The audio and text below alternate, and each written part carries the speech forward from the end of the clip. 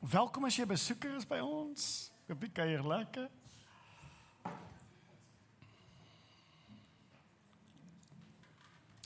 Ons het gisterand, is daar iemand in die gemeente wat 'n verjaarsdagpartytjie gehad het. Ek dink hulle het lekker gekuier. En ek dink 'n klompie van ons mense wat nie vandag hier is, wat op verlof is. Ons dink aan julle, ons weet julle kyk online. En dan die wat online kyk al vir 'n paar weke en jy wil 'n bietjie kom inloer, jy is welkom. Dis 'n pragtige klomp mense wie julle nie kan sien nie.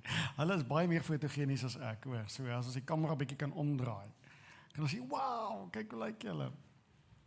Alright. Liewe gemeente, ons is besig met die reeks Efesiërs. Nou die lekker ding van Efesiërs is ek volg die preekritme van oom Paulus.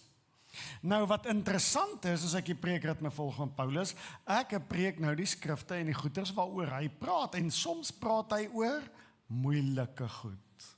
En ons predikante hou baie meer daarvan om oor die moeilike goed te spring. Het jy al agtergekom? Kom ons maak nie die mense kwaad, kom ons praat nie. So vandag praat ons oor een van daai moeilike goed. As jy gereed, sê vir die ou gelangs jou, hou vas, hier kom 'n ding. Sê dit vir hom. Vandag praat ons, as jy reg hiervoor. Sonde. Oh, William. Okay, nee. Het jy daai effekie? Julle is fine. Okay.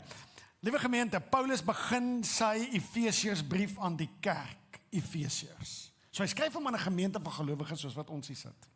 Hy skryf hierdie brief en hy begin vir hulle te sê, wie is hulle?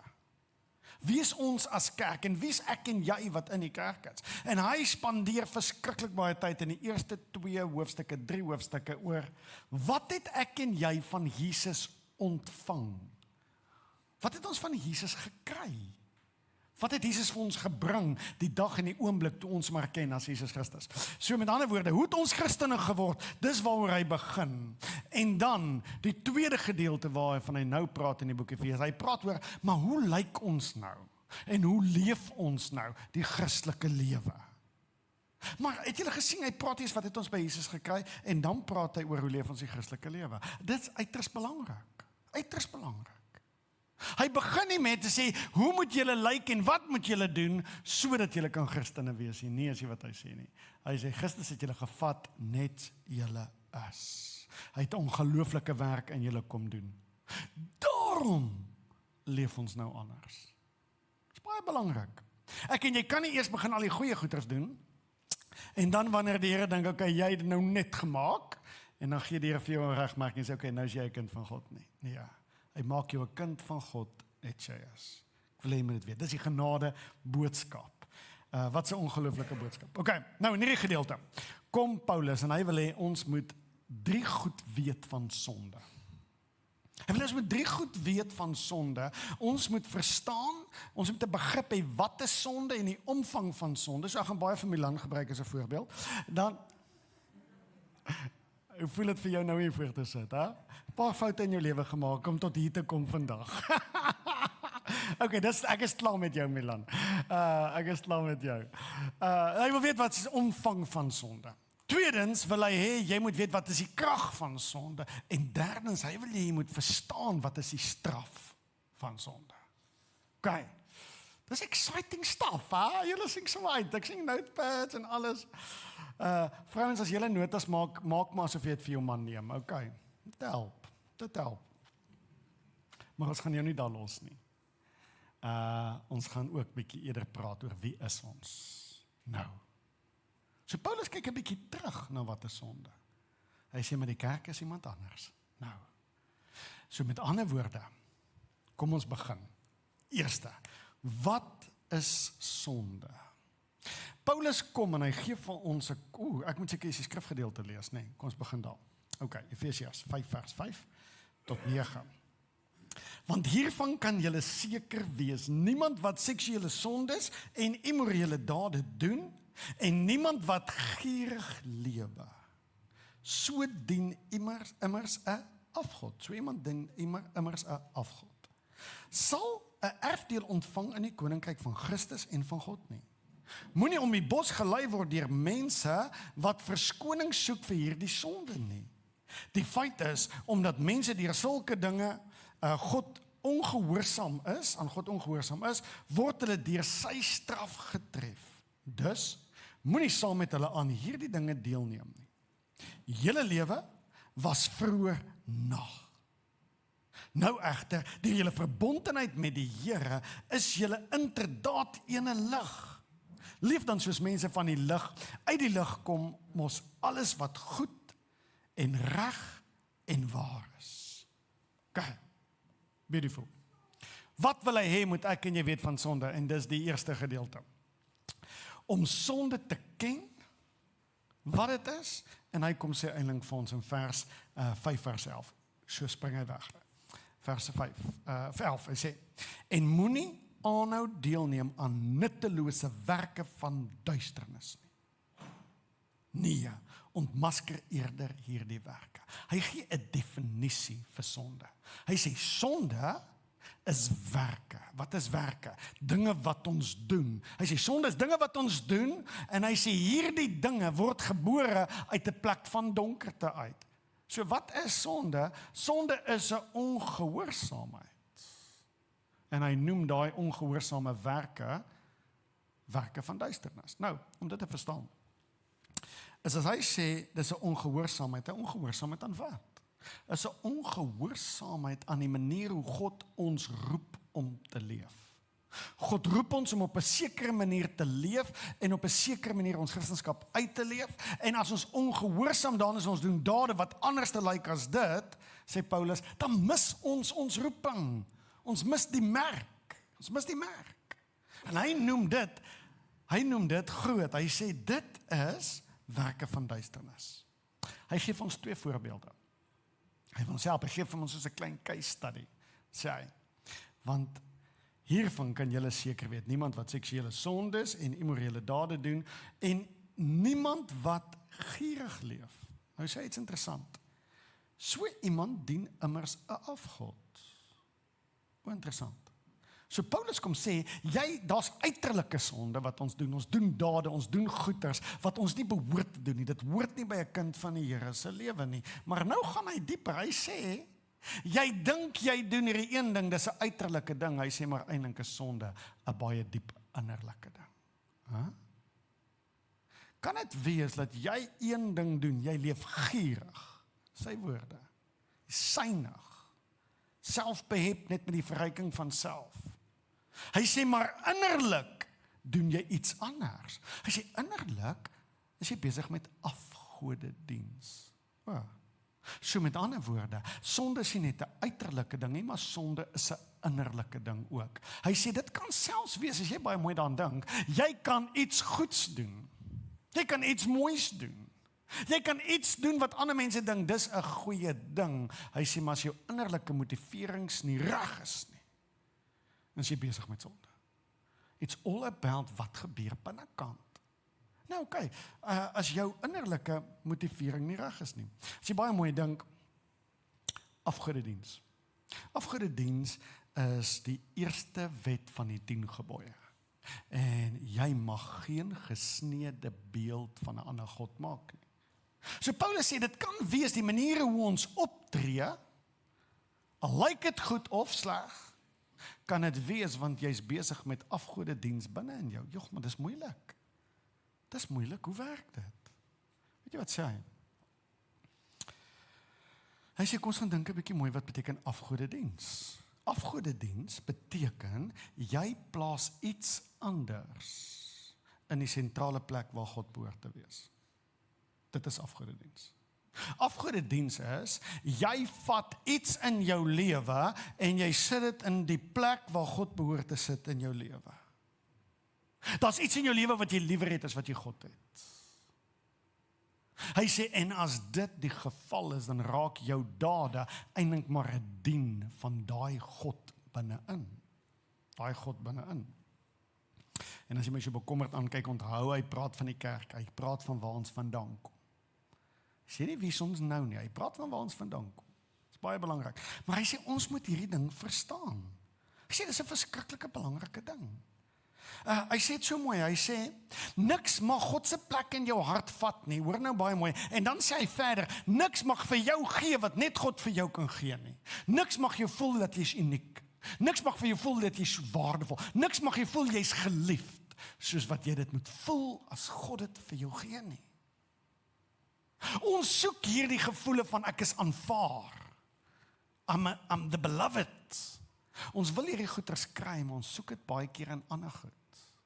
En dan dien ons daai goed. Waarom? Want eintlik diep in die mens het ons nodig om te voel, ons is aanvaar.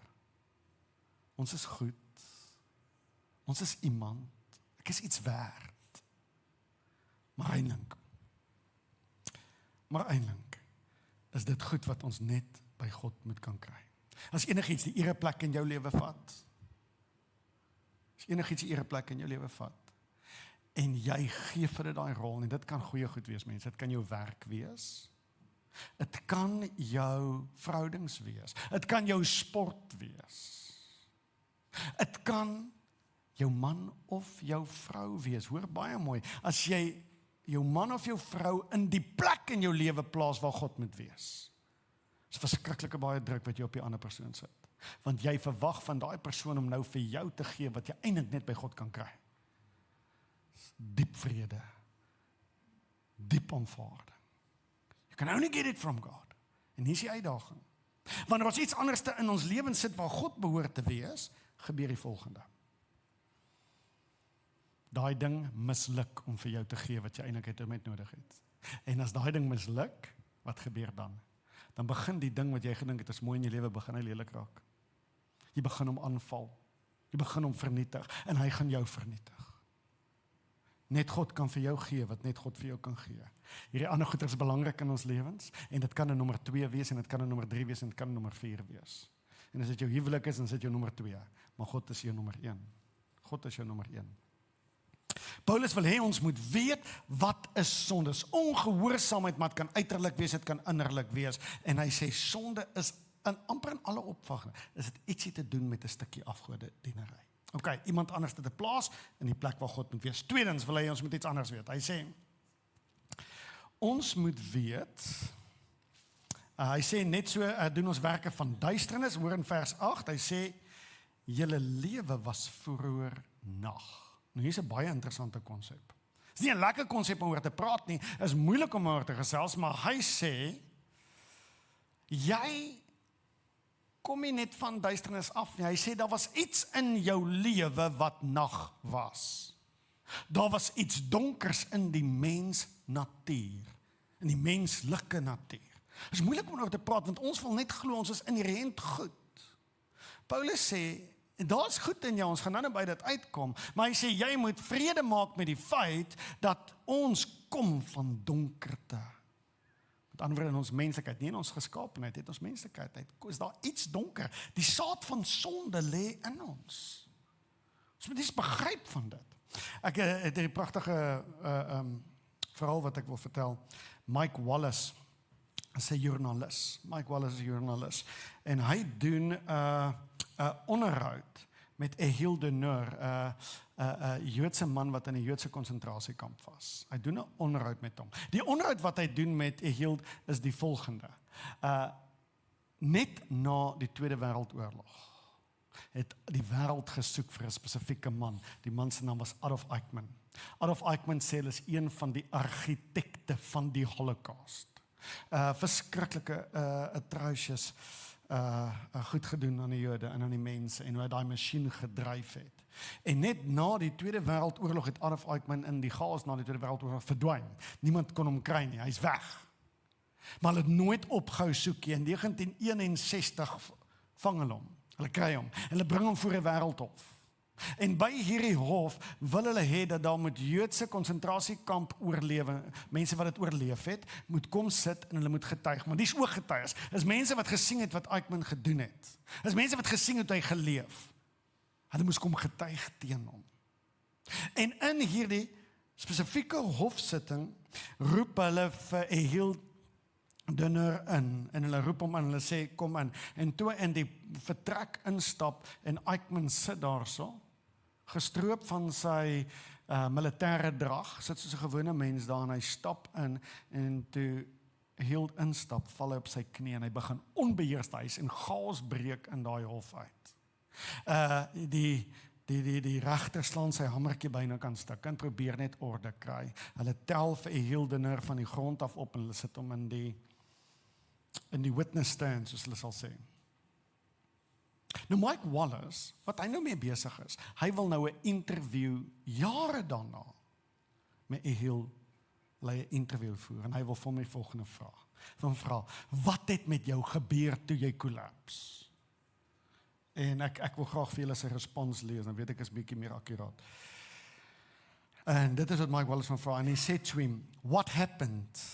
What were you feeling at that point? Was it post-traumatic stress? Was it that you were just filled with rage to see this man?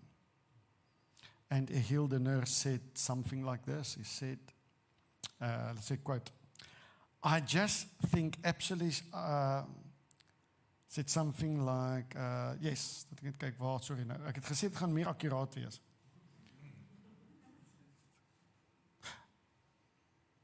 He said this, when I walked in and saw him, I suddenly realized, what I say, I suddenly realized he was no demon. He was no Superman. He was an ordinary human being, exactly like me. And suddenly I became terrified about myself. I saw that I am capable of the same things. And that is why I collapsed. Wow. Weet jy wat besef hy? Is vir ons baie maklik om mense met groot sonde te demonize. As monsters. Want ons voel makliker, want iemand wat daai atrocious sondes kan doen, kan nie human wees nie. Is vir ons makliker om dit te glo. Is vir ons makliker om dit te glo. Hy sê maar toe hy daai man sien, gestroop van al sy eer as 'n generaal of wat ook al hy was, toe besef hy is 'n human being. En daai saad van donkerte was in daai man, en hier's wat hy besef. Daar was iemand gewees wat daai saad water gegooi het, dat daai boosheid kon groei. En hier's wat Ehil sê. In ons almal is die saad van verskriklike sonde. En Paulus sê, ons moet bewus wees wat so groot genade ons gewys is. Want nie een van ons weet in watse area ons kon groot word. En wie ons saadjies kon nat gooi en wat se saadjies nat gegooi kon word. Daar's iets wat my gebeur het in my verhouding met die Here en my journey met die Here. Toe ek besef het hoe ongelooflik skade my sonde was.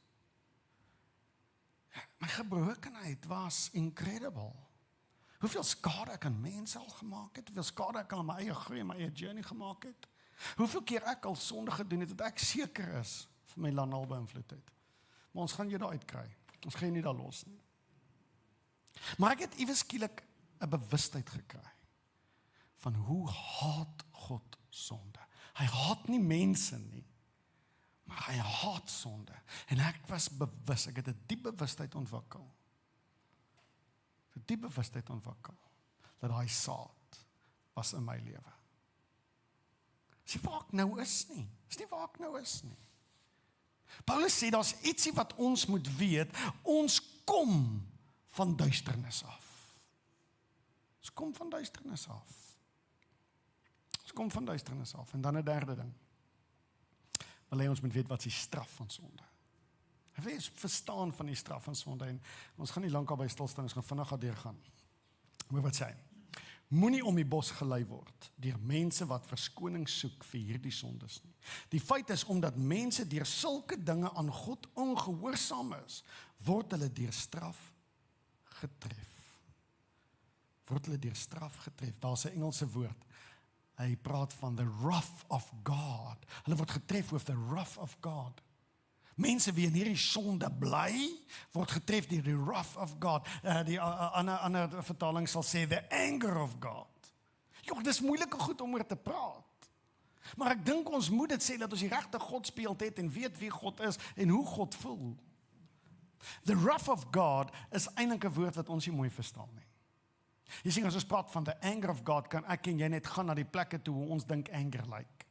En ons ken anger, en Hoe is anger in jou gedagtes? Anger in jou gedagtes is iemand wat sy meer verloor en iemand wat sy emosies nie kan beheer nie. Dit is iemand wat soos 'n violent storm op iemand afsak en wie ook al in daai pad staan het moeilikheid. As die Bybel praat van the wrath of God of the anger of God, dan praat hy glad nie in daai terme nie. In die ancient literature is 'n woord, the wrath of God beteken eintlik eenvoudig, jy staan skuldig. Jy staan skuldig en as jy skuldig bevind is daar 'n straf. Is daar 'n straf. Dit is moeilik om te dink aan God wie my beminde is.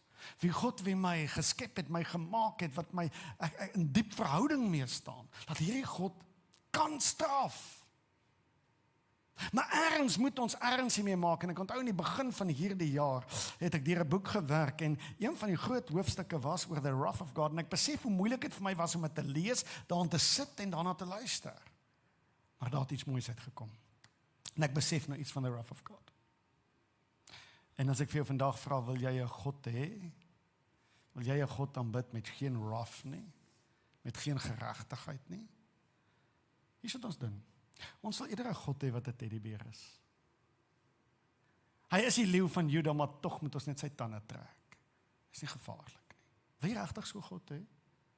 Die beste prentjie wat by my opgekom het in hierdie journey is, verbeel jou 'n maag grizzlybeer met 2 kaps. Verbeel jou 'n maag grizzlybeer met 2 kaps. Hou 'n dop waar sy in die son lê, en hierdie cubs oor haar klim en met haar speel. Die een byt haar stert en trek. Die ander een hakkie sy tand aan 'n lip en trek haar. Die ander een spring bo op haar en rol af. Hoeveel het ek nou genoem? 3. Okay, nee, daar's net 2. Dis dieselfde ene wat die stert gebyt het en op die pens gespring het. Stay with the program, people. Okay. Imagine hoe speel sy en dis hierdie cuddly, dis sag. Dis gentle, dis beautiful. Sy speel nou en dan met haar po, dan klap sy die ene keer en rol hy so 3 rolle weg en kom hy terug. Sy weet net hoe hard om te klap. Dat hy terugkom vandag. En dan skielik dan raak al tweeetjies aan die slaap in die buik. Teen haar lyf, voel haar hitte. Ongelooflike prentjie. En dis hoekom ons almal groot geword het met teddybere. Ons love teddybere. Milan het nou nog 'n teddybeer. Maar hy slaap nie saam met hom nie en hy's ook in sy kamer nie. Hy het 'n teddybeer daar ergens in die huis. Hy het 'n oulike teddybeer, mooi teddybeer. Ons raak lief vir teddybere. Maar weet jy wat? Hierdie ma se liefde is so fierce vir hierdie kinders.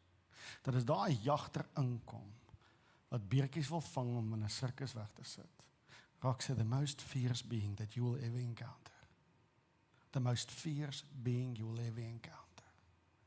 Wil jy 'n God hê wat nie kan straf nie, wanneer dit nodig is? Wil jy 'n God hê wat ongeregtigheid sien gebeur en hy doen net niks daaraan nie, want sy tande is getrek?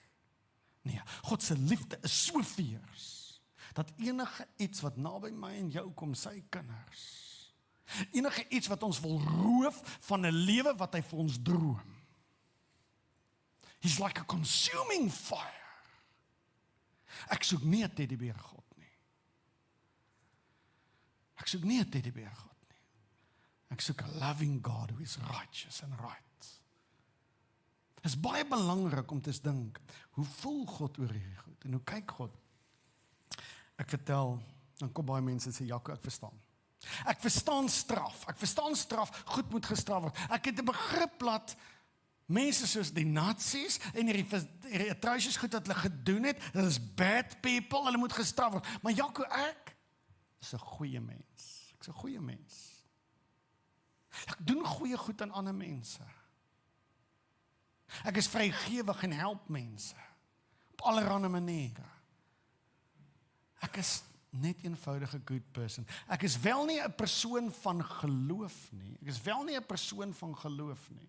Ek is wel nie 'n Christen nie. Maar verdien ek regtig straf? Bring by my 'n tweede illustrasie. En die goed's moeilik, nee, ons moet 'n bietjie dink aan illustrasies.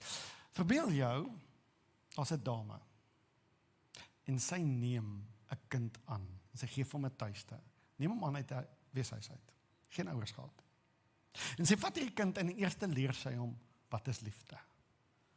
En sy leef met hierdie kind en sy gee vir hom onvoorwaardelike liefde.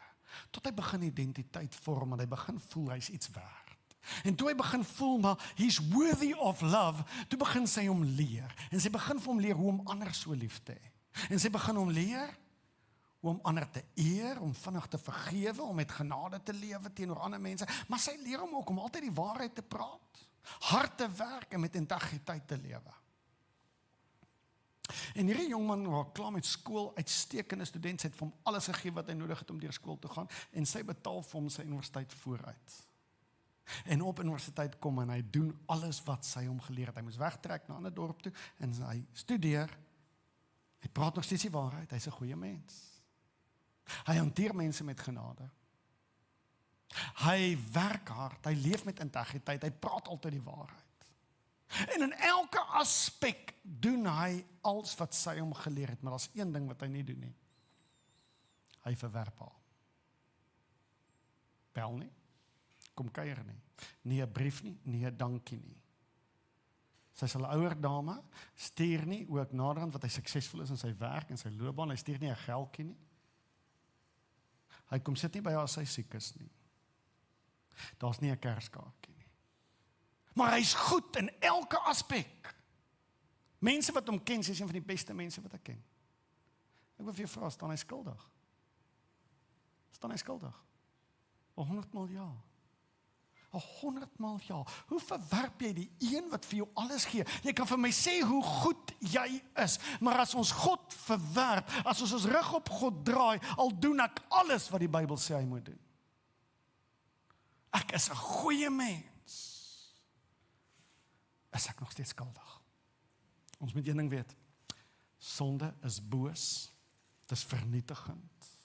Dit wil alles vernietig in jou lewe. En God haat sonde. God haat sonde. En sy liefde vir jou is fierce. En hy sal enigiets annihilate wat tussen jou en hom wil kom. Maar ek bring ons gelukkig by die laaste punt. En hier sê Paulus, Efesiërs 5 vers 8. Julle lewe was vroeër nag, duisternis. Nou egter, deur julle verbondenheid met die Here, is julle inderdaad ene lig. Leef dan soos mense van die lig. Ons is nie meer mense van die duisternis nie. Dis waar ons vandaan kom. Paulus sê, onthou waar jy vandaan kom.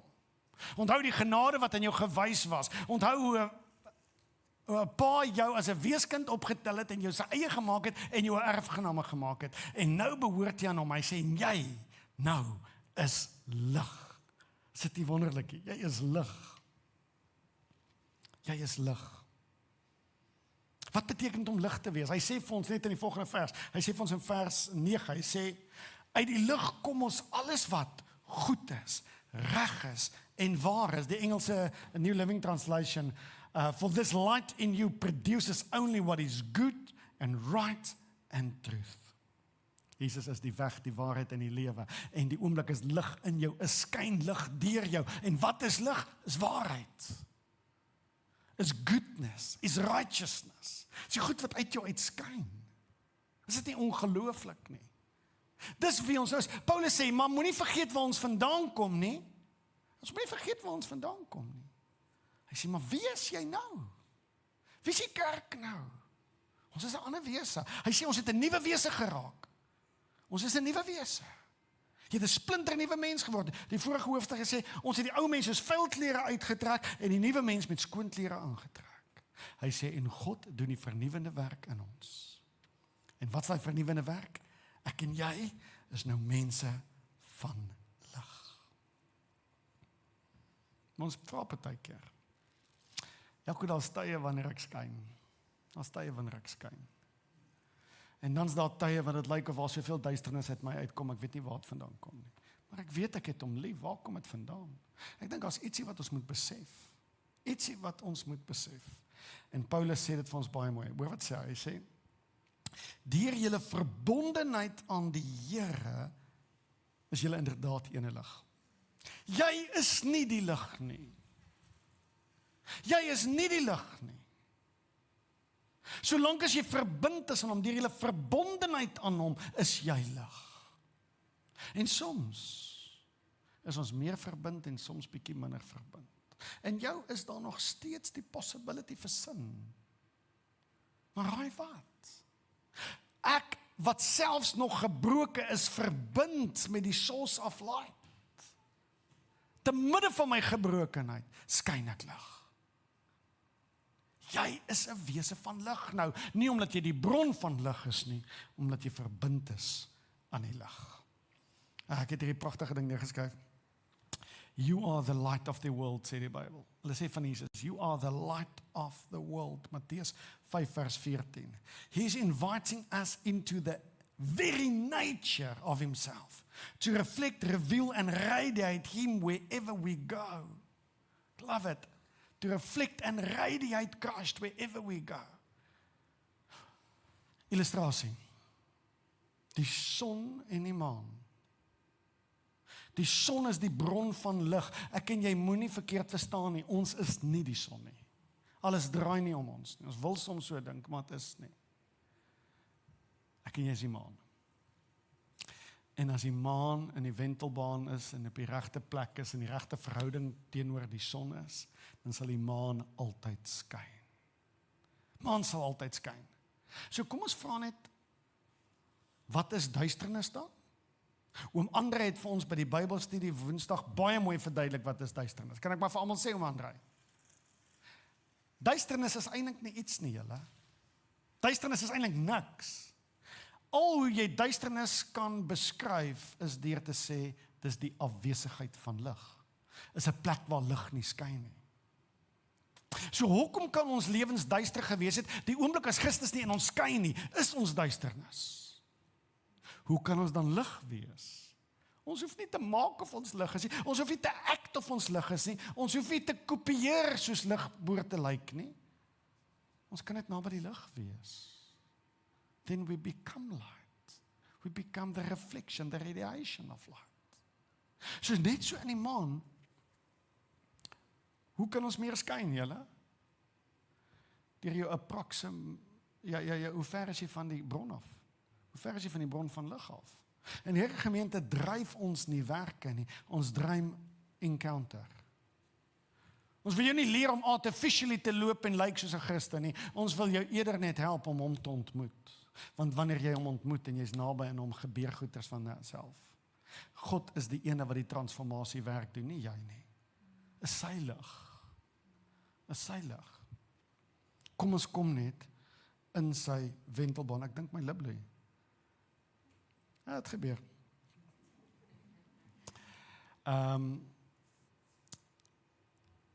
Laaste illustrasie, lig. 'n Lighuis. Ons is nie die lighuis nie. Ons is nie die lighuis, ons is die land nie. Maar 'n lighuis het 'n interessante werk. 'n Lighuis kan nie die gevaar wegvat nie. Het julle agtergekom? Wie van julle al geseil het? Ek het al met 'n paar vriende hier in Mosselbaai se kant toe geseil. Die wonderlikste ding is ons seil gewoonlik agtermiddag hier uit by Nyasna. Dan gaan ons lekker diep in die see en dan sit ons kompas op 270 grade. Op 270 grade bly ons seil. En ons seil en dit is true west. Ons gaan al die pad wes. En dan begin dit donker raak en dan kom jy hierso so by Searchfield en dis hoe lank dit vat, begin dit donker raak. Julle en nie ver aan die kant Searchfield, tussen Searchfield en Wildernis begin die donker en die duisternis slaan jou. En daai eerste ruk van daai duisternis is verskriklik want jy het nie oriëntasie nie. Jy weet nie waarheen jy gaan nie. Nou glo jy maar wat hierdie ouens jou geleer het van hierdie kompas en nou begin jy dink hoe werk hierdie kompas? Wie het hom gekalibreer? Is hy reg? Daar's soveel goed wat hier op kop gaan, is pikdonker. En hier's wat 'n seilboot gevaarlik maak. Is nie water nie, is land. Solank as dit 'n seilboot in water is hy veilig, as hy naby aan harde goed kom, is dit dodelik gevaarlik. Rotse, kraanse, golwe, land, grond, al daai goeds gevaarlik. Maar dan as jy net so verby Searchfield, net so tussen Searchfield en Wildernis kom, dan begin jy in die verte sien jy die flikkerende lig van Mosselbaai se lighuis. Dis hoe ver jy hom kan sien. Ongelooflik ver. En hoe jy weet is 'n lighuis, is elke lighuis in die wêreld, net vir interessantheid, elke lighuis in die wêreld het 'n ander vorm. Ek weet julle almal dink is 'n toring. Nee, hy het 'n ander vorm. 'n ander kleurstreep of kleure hoe hom verf wat jy die dag kan herken. En elke lighuis in die wêreld het 'n ander manier hoe sy lig flikker. Een flikker, 'n lang stilte, weer 'n flikker, of 2 flikkers, 'n lang stilte, of 'n flikker, 'n lang stilte, 'n flikker. Elkeen het 'n eie unieke kode. En dan kan jy op jou lighuisboek kyk en sê, daai is maar so baie. Hier is die amazing ding van lighuise. Verwyder nie jou gevaar nie, maar dit lei jou veilig in 'n hawe in. Ek weet nie waar bevind jy jouself nie, ek weet nie of jy voel, dis bietjie donker nie. Ek weet nie of jy ervaar, dat daar's 'n paar dinge wat druk en jy weet nie hoe gaan môre lyk nie. Jy weet nie hoe gaan jy deur hierdie tyd kom nie. Jy's bietjie overwhelmed. Is die lig. Daai lig is in my, en ons herken die lig wanneer ons hom sien, ons herken daai lighuis. Dis hy. Laat toe dat hy jou lei na hawe toe. Plek toe waar ons in sy embrace kan wees. Paulus wil ons met 'n paar goed weet, maar ek dink die een ding waarop hy fokus vandag, is jy, as ons verbind bly in hom, is jy eenelig. Eenelig. Ons kan nie roem in ons dade nie, maar waarin ons kan roem, is in ons verbondenheid met hom. Maak ons weet. Jesus Christus is nogal moeilike woorde, maar dan as ek daarna luister, is dit ook wonderlik.